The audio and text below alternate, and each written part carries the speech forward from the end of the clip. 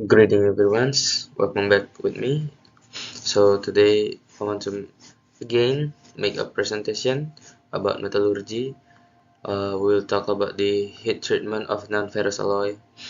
Uh, so let's get started. So this is my bio, you can read it.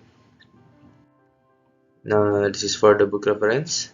I use the book Metallurgy for the Non-Metallurgist, second edition by Arthur C. Riordan. That he edits the books. So for the main subject, we will talk about the recovery and recrystallization annealing, heat treatable aluminum alloy, cobalt alloy, copper alloy, magnesium alloy, nickel alloy, titanium alloys, and the other non-ferrous alloys. Sorry. So we'll talk about the heat treatment of non-ferrous alloy. Non-ferrous alloy are heat treated to tailor their properties for a variety of purposes including aiding in recovery by reducing internal stresses, promoting diffusion by redistributing exciting alloying element, promoting new recrystallized grain formation, promoting grain growth, dissolving phases, producing new paste by precipitation from solid solution, altering surface chemistry by the introduction of foreign atom, promoting new phases formation through the introduction of foreign atom. So that's for the beginning that we'll talk about the heat treatment of the non-ferrous alloy. So the first subject, recovery and crystallization of annealing. Annealing is primarily a function of two main variables in non-ferrous alloy: the temperature to which the material is heated and the hold time at temperature. For the alloy, the rate at which the alloy is cooled back down from the soak temperature is critically important factor during the annealing cycle, and this cooling rate may also be an important factor for specific non-ferrous alloy. When annealing is performed for a short period of time or at low temperature, the hardness of cold work alloy remains relatively constant. This initial stage is referred to as recovery annealing. For the picture, so this is the picture, the stage of annealing. That the in the left, that the picture A is the effect of annealing time at fixed temperature. In that Celsius is 400 Celsius, or it's a 750 uh, Fahrenheit degree on hardness of a Cu 3Zn solid solution alloy.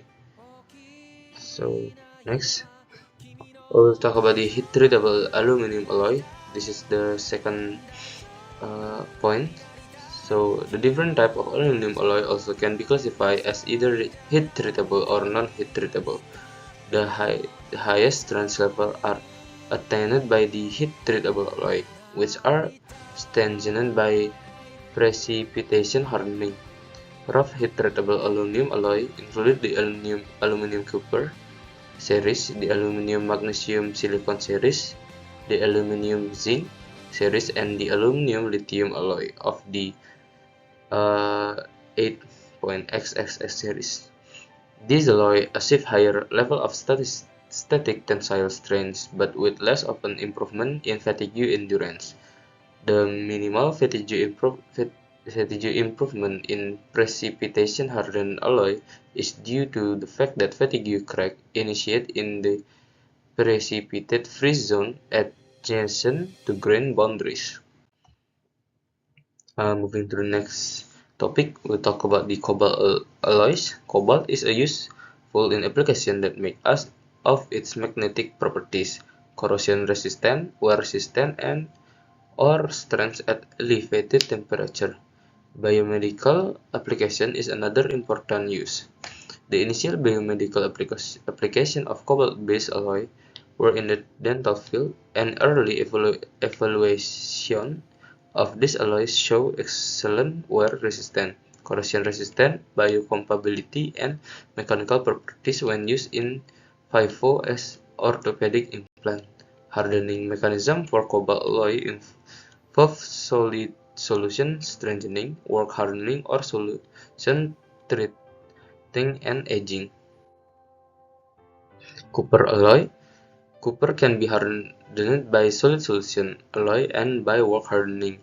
The commonly used solid solution alloying element listed in approximate order of increasing of effectiveness are zinc, nickel, manganese, aluminum, tin, and silicon. In addition, a limited number of copper alloys can be strengthened by the heat treatment. These are two general types of heat treatment used to harden copper alloy. One, those that are softened by high temperature quenching and hardened by the lower temperature precipitation heat treatment. The second one is those that are hardened by the quenching from high temperature through artensitic type reaction. Magnesium alloy. Heat treatment can improve the mechanical properties of most magnesium casting alloys. In most rough alloy, maximum mechanical properties are developed through strain hardening, and these alloys generally are either used without subsequent heat treatment or merely aged to a T5 temper. Occasionally, however, solution treatment or a combination of solution treatment with strain hardening and artificial aging will substantially improve mechanical properties. Nickel alloy. Nickel is an austenite former, and no allotropic base transformation occur in nickel or the high nickel family of alloy. The alloys are austenitic from the melting temperature down to absolute zero. Nickel has a natural tendency to combine with sulfur or oxygen. It is found in nature as a nickel sulfide and nickel oxide ores. In heat treating nickel or nickel alloy, it is critical to minimize exposure to sulfur in solid lubricant grease or gaseous form SO2 or H2S. Once embrittlement by sulfur occurs, the contaminant area must be removed by grinding or scraping. Nickel has very low solubility for carbon in the solid state, so it does not readily carburize. Titanium alloy. The response of titanium and titanium alloy to heat treatment depend on the composition of the metal and the effect of alloying element on the phase transformation of titanium.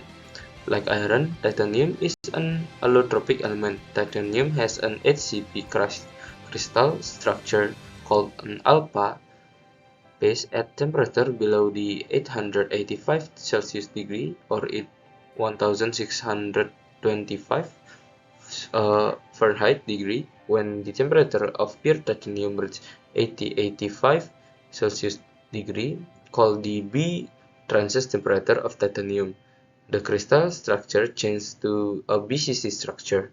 The high temperature BCC structure of titanium is referred to as the B phase, which persists at temperature up to the melting point. Other non-ferrous alloy. Heat-treatable silver alloy, the precious metal, including silver, behave somewhat similar to copper and nickel. The most important silver alloy are the silver-copper type. Copper is added to increase the hardness and strength of silver, which its effect on electrical conductivity is small compared to that of other additions. Heat-treatable gold alloys. The gold alloys with fine application in jewelry setting treat in dentistry generally contain silver and copper, and sometimes it contains zinc, nickel, platinum, and palladium. The properties of a considerable number of these alloys are altered by the different phase changes. Heat-treatable low-melting alloy, Zn, Pb, and Sn included. Zinc-based alloy cannot be improved sufficiently by heat treatment to warrant the commercial consideration of such a practice. However, they exhibit some unusual irregularities in properties caused by precipitation and transformation process, which are considerable important in die casting. Both the zinc copper and zinc aluminum alloy system poses phase change affect the property of die casting. So that's all the information that I can give you for today in this chapter. Thank you guys for watching. See you in the next video.